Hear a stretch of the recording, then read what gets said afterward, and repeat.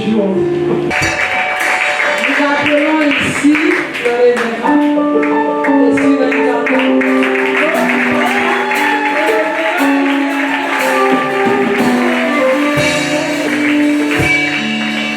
Bonjour tout le monde. Que le Seigneur vous bénisse. Nous voulons lire un passage, s'il vous plaît, dans le livre d'Exode, chapitre 3. Nous allons lire deux versets, le verset 7 et le verset 8. L'Éternel dit, j'ai vu la souffrance de mon peuple, qui est en Égypte. J'ai entendu les cris que lui font pousser des oppresseurs, car je connais ses douleurs. Je suis descendu pour le délivrer de la main des Égyptiens et pour le faire monter de ce pays dans un bon et vaste pays, dans un pays où coule le lait et le miel, dans les lieux qu'habitent les Cananéens, les Étiens, les Amoréens, les Phérésiens, les Éviens et les Jébusiens. Le verset 9, voici le cri de l'Éternel. Voici les cris d'Israël sont venus jusqu'à moi, et j'ai vu l'oppression que leur font souffrir les Égyptiens. Nous avons parlé dimanche passé d'un sujet aussi capital que nous avons tiré de l'histoire de Joseph, et on a dit parler de la saison de Joseph. Et la saison de Joseph était marquée par trois choses que nous avons relevées le jour-là. Il y avait la connaissance de la vision, que Joseph avait une vision de sa vie, une vision de l'avenir, une vision de ses projets. Au fait, il avait une vision. Il sera difficile de réussir sans vision. Et il sera difficile de se réaliser sans vision. Il sera difficile d'accomplir sans vision.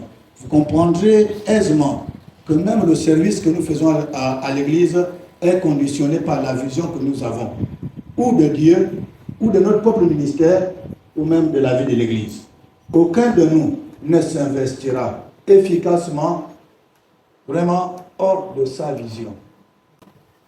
Chacun agit avec vision. Il planifie.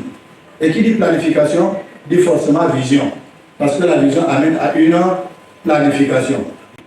Et nous avons aussi vu que Joseph avait accepté le rejet, les humiliations, les brigades, les emprisonnements, les déceptions. Il avait accepté, subir toutes ces choses-là.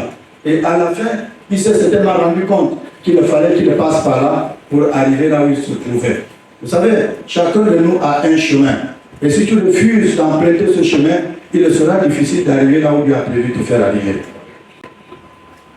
Je ne vous dirai pas que tout chemin mène à Rome. Non. Rome en a plusieurs chemins.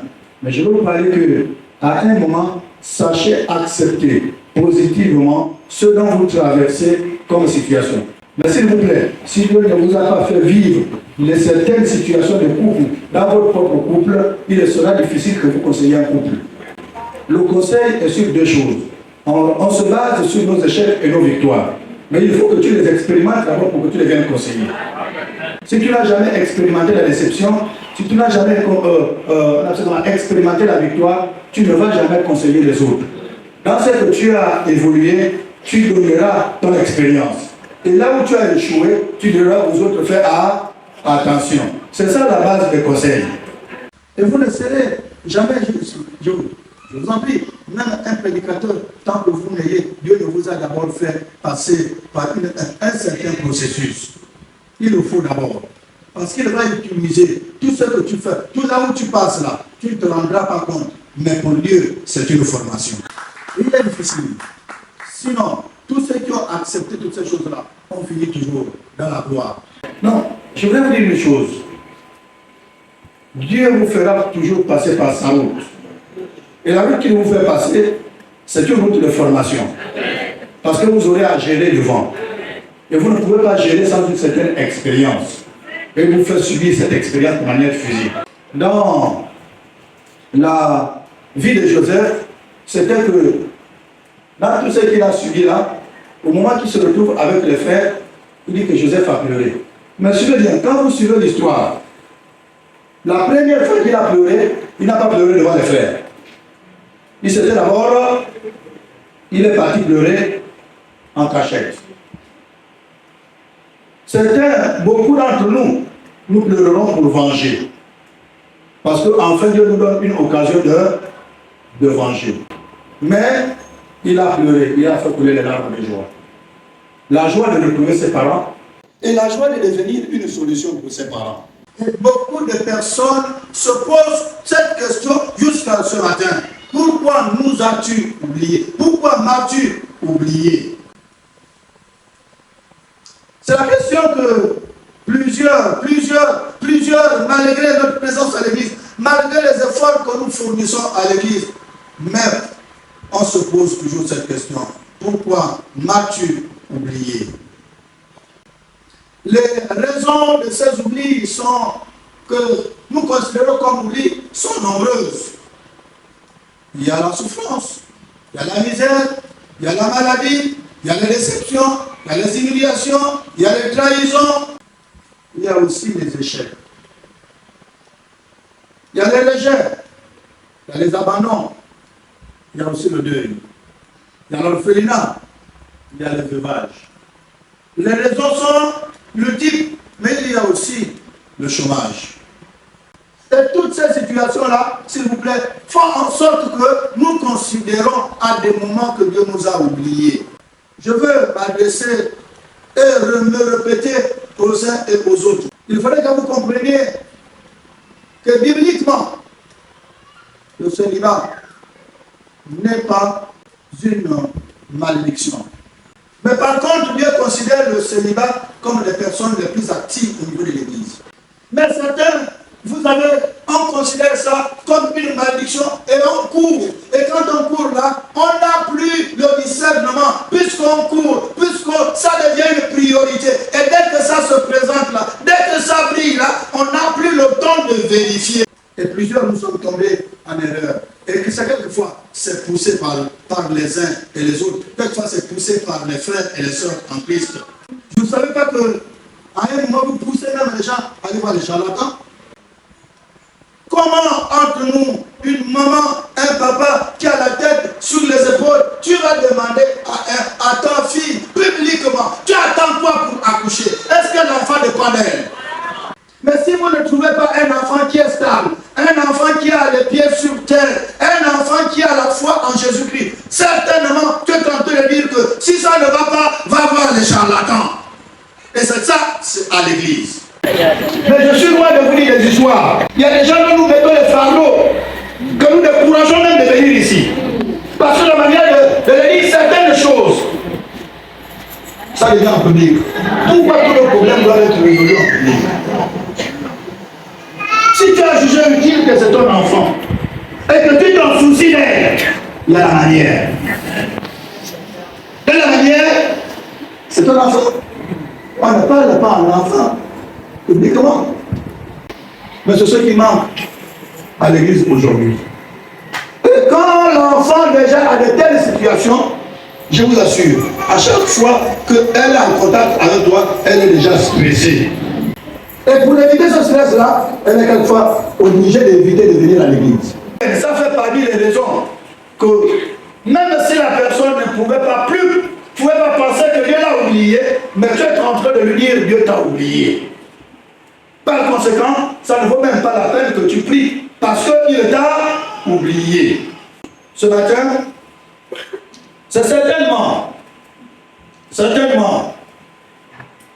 à cause de ça, à cause de ce que tu es confronté, des mots qui mirent ta vie en ce moment. J'ai pris ce passage par la grâce de Dieu pour t'encourager. Toi qui passes des moments de larmes, dû à l'un des mots que j'ai cités, ou encore à d'autres mots que je n'ai pas cités, mais ton cœur est meurtri. Ce matin, j'ai une parole d'encouragement pour toi. La première chose que tu dois considérer, En tenant compte du passage que nous avons eu, il faut que tu saches ce matin que Dieu a des projets pour toi. Ne regarde pas ce que tu vis. Les projets de Dieu pour toi ne sont pas conditionnés par ce que tu traverses présentement. Donc, malgré ce que tu vis, malgré ce que tu traverses, Dieu te dit ce matin, il a des projets pour toi. Souviens-toi du peuple d'Israël qui se retrouvait en Égypte, confronté aux souffrances, confronté à l'esclavage, confronté aux travaux forcés. S'il vous plaît, quand vous êtes esclave, vous n'avez plus de droit. Vous ne faites plus ce que vous voulez. Que vous le voulez ou pas, vous êtes conditionné par ce que le chef veut pour vous. Ça ne dépend plus de vous, mais ça dépend de sa volonté. Et le peuple d'Israël était confronté à une telle vie. Dieu va appeler quelqu'un et il va dire à mon peuple que leurs cris ont parvenu à moi. J'ai entendu leurs cris. En d'autres termes, j'ai vu leur souffrance. S'il vous plaît, chaque règne a une fin. Je dis bien chaque règne a une fin. Et quand je parle de règne avec la fin, je parle également des saisons. Chaque saison a une fin. Même si tu es aujourd'hui dans l'abondance, s'il te plaît, prépare-toi parce que l'abondance aussi a une fin. Chaque règne a une fin. Quelle que soit la gravité que tu vis, est-ce que c'est une maladie? La maladie aussi a une fin. Est-ce que c'est le chômage? Le chômage aussi a une fin. Est-ce que c'est l'angoisse? L'angoisse aussi a une fin. Tout ce que tu es en train de traverser ce matin-là, s'il te plaît, ça a une fin. Et Dieu te dit ce matin qu'il a des projets pour toi. S'il a des projets pour toi, c'est que ce que tu vis présentement là, ça va s'achever. Parce que dans les projets de Dieu, ce n'est pas ce que tu vis là. Les projets de Dieu, c'est qu'il a des projets d'une vie heureuse pour toi. Il est difficile, s'il vous plaît, de croire à ces paroles-là quand on est opprimé. On est oppressé par des situations. Mais effectivement, il faut que nous soyons oppressés par des situations. En ce moment, quand nous crions au secours, quand nous crions à Dieu, Dieu dira, tes cris ont parvenu jusqu'à moi. Il pouvait dire à Jérémie, j'ai des projets pour toi. Dans Jérémie 29, le verset 11, non seulement qu'il a des projets pour Jérémie, il a aussi des projets pour moi, il a aussi des projets pour toi. Il faut que tu l'acceptes d'abord. Mais c'est les projets de Dieu qui vont changer ton histoire. Parce que ces projets finissent toujours par s'accomplir. Même si on te méprise aujourd'hui, même si on te ridiculise aujourd'hui, même si on te maltraite aujourd'hui, Dieu a des projets pour toi. Ces projets ne dépendent pas des hommes, ça ne dépend pas de la famille, mais ça dépend de lui. Ça ne dépend pas de ce que les gens disent de toi. Ça ne dépend pas de ce qu'on croit de toi, mais ça dépend de ce que Dieu a dit de toi. Ne vivons pas par ce que les gens pensent de nous. Si vous attendez ça, vous risquerez, s'il vous plaît, de perdre votre vie inutilement parce que les gens ne parleront jamais de bien de vous. Ce n'est pas ceux qui vous ont envoyé sur terre. Vous ne les devez pas, mais vous devez à Dieu. Mais Dieu qui vous a envoyé sur terre, il dit, j'ai des projets pour toi. Même si on vient te décourager, suivez un peu l'histoire des gens qui a tout perdu, et les amis, et la femme, et les parents, qu'est-ce qu'ils n'ont pas dit sur Job? Mais Job savait que Dieu avait des projets pour lui. Malgré ce qu'il a traversé comme deuil. Mais il est resté intact. Mais s'il attendait qu'un homme vienne l'encourager, l'un homme vienne lui parler du bien, s'il vous plaît, il devrait finir sa vie sans pourtant expérimenter les promesses de Dieu dans sa vie. Parce qu'aucune personne n'est partie parler du bien de lui, ni de Dieu. Tous ont parlé du mal, même mal de Dieu. Pour dire abandonne, arrête, insulte. Il dit insulte Dieu. Mais il a dit Dieu, certainement des projets pour moi. Malgré ce que je traverse là, certainement il y a encore une autre page pour moi. Je vais dire ce matin, s'il te plaît, que Dieu a des projets pour toi. Ne vois pas ce que tu traverses. Ne vois pas le chômage. Ne vois pas le deuil. Ne vois pas le célibat. Dieu a des projets pour toi. Les projets de mariage, ce n'est pas les projets que Dieu d'abord a établis Tu as d'abord un contrat avec Dieu. Il y a d'abord des projets individuels avec toi. Le projet de mariage, ça devient un projet commun avec quelqu'un. Mais si vous prenez le mariage comme le seul projet de Dieu pour vous, s'il vous plaît, vous risquerez de ne pas expérimenter toute la gloire de Dieu dans votre vie. Parce qu'on va dans le mariage avec ce que Dieu a accompli à moi et avec ce que Dieu a accompli à ma femme, ça s'entend que les projets de Dieu pour ma femme se sont accomplis et les projets de Dieu pour ma vie se sont accomplis et les deux accomplissements vont se fusionner. Cherchez ce que Dieu veut de vous. Les projets de Dieu, ce ne sont pas les projets des noms. Il y a des projets pour toi. Les enfants qui gagnent le bac là, ce sont tes enfants. Il y a des projets pour toi. Certainement, ils créeront les écoles et ils donneront ton nom. Mais c'est le projet de Dieu pour toi. Nous avons le Basile Ondimba. Nous avons les gens de Bori. Mais ils étaient plus pauvres que vous. Mais son nom sont restés grands jusqu'à aujourd'hui. Vous partez vous faire soigner les gens de Bori. Mais c'est ce que Dieu dit. Ton nom restera de manière perpétuelle. Il y a des projets pour moi. Il y a des projets que je ne vois pas, mais il accomplira forcément. Pas forcément par moi, mais par ma descendance, il me finira par l'accomplir. Si mon enfant a réussi, il me construira une maison, et une maison en étage, ce sont les projets de Dieu pour moi. Il va m'acheter la voiture, mais c'est des projets de Dieu pour moi. Je tombe malade, ils vont me faire soigner, mais c'est des projets de Dieu pour moi. Il y a des projets pour chacun de nous. Mais ce qui est sûr, ça s'accomplira. Ta vie semble être gâchée, finie, sans espoir. C'est exactement ce que le peuple d'Israël a vécu.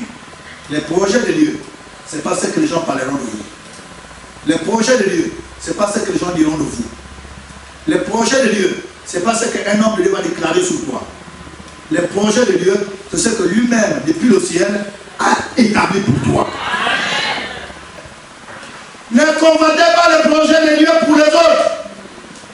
Plutôt demandez à ce que Dieu accomplisse ses projets, tes projets à toi. Et du fait qu'il a des projets pour toi, il te dit aussi ce matin qu'il a attendu tes cris.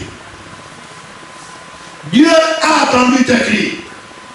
Il n'a pas seulement attendu tes cris, mais il a aussi vu tes larmes. Quelle que soit la situation que tu vis, quelle que soit la nature de la situation, quelle que soit la durée de la situation, l'Éternel Dieu te dit ce matin qu'il a vu tes larmes et il a attendu tes cris. S'il a attendu, c'est que c'est le moment qu'il doit intervenir.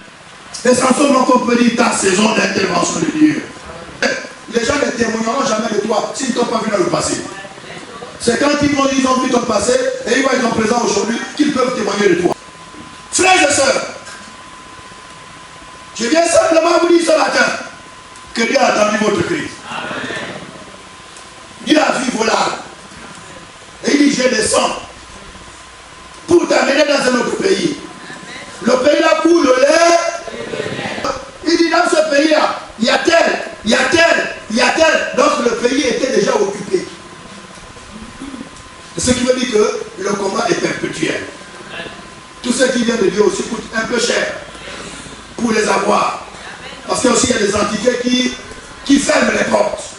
Mais si vous demandez, si vous demeurez fidèle à Dieu, les portes s'ouvriront. Le diable s'oppose à nous, mais ne s'oppose pas à Dieu.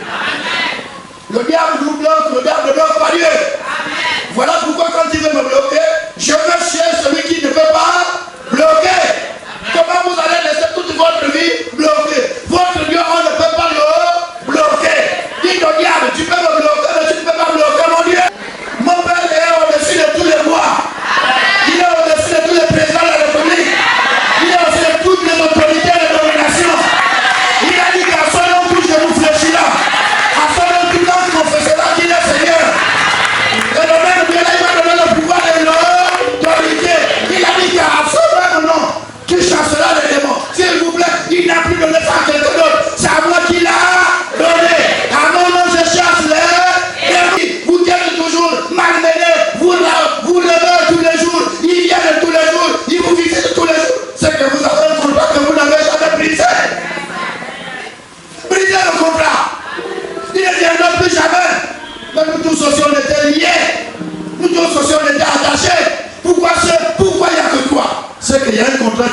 encore rompu. Il faut le rompre. Ils te feront la guerre, mais ils te vaincront. Parce que ton Dieu, il s'appelle le Dieu de victoire. Il s'appelle le Dieu de succès. Il s'appelle le Dieu de santé. Il s'appelle le Dieu de prospérité. Il s'appelle le Dieu du travail.